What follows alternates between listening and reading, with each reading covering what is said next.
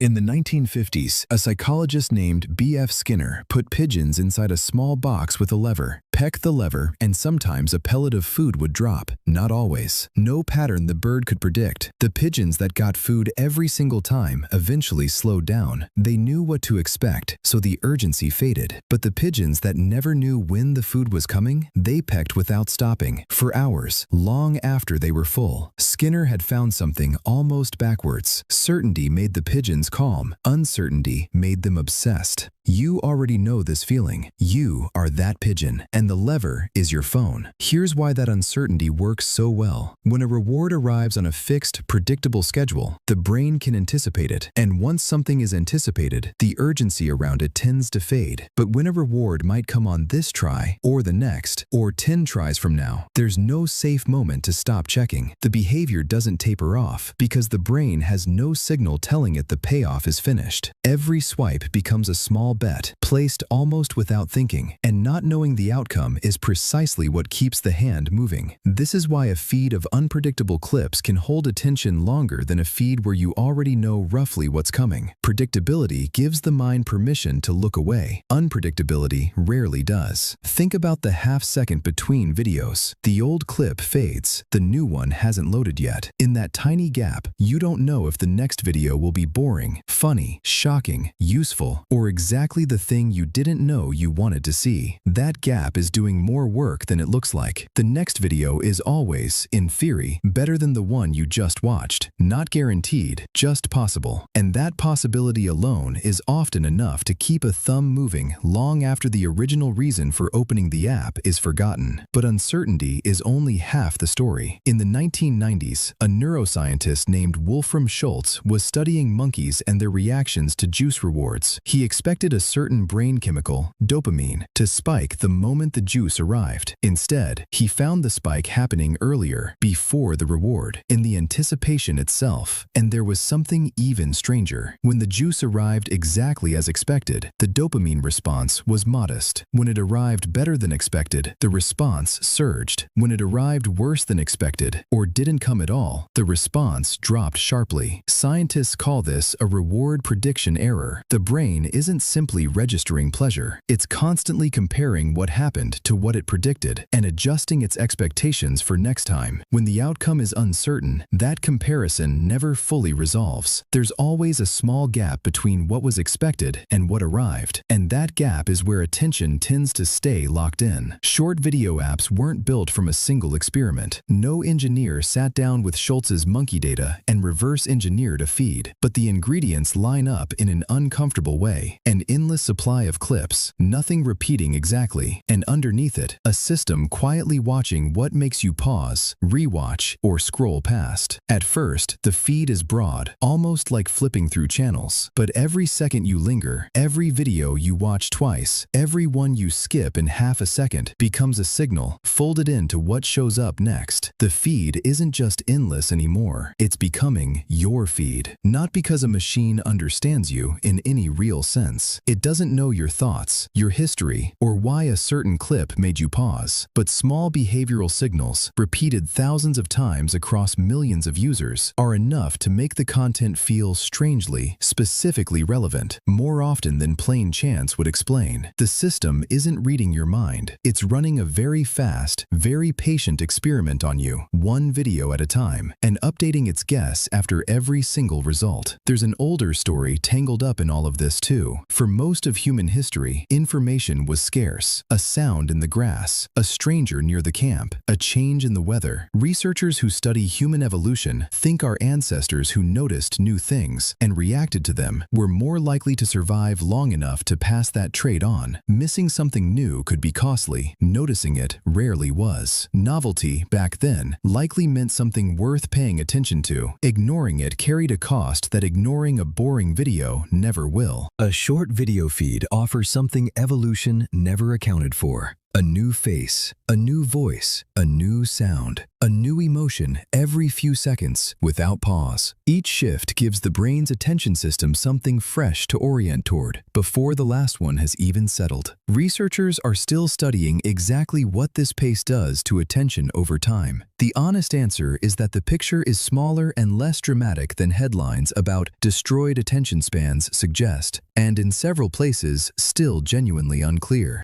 Here's something else the feed removes, almost invisibly. A television episode ends. A book has chapters. A movie has credits. Each of those gives your brain a natural cue to reassess, a stopping point built into the structure itself. An infinite feed has no finish line, no moment where the story announces it's over. So the only thing left to say is just one more. Not because the content demands it, but because nothing ever tells you it's finished. And there's always one more.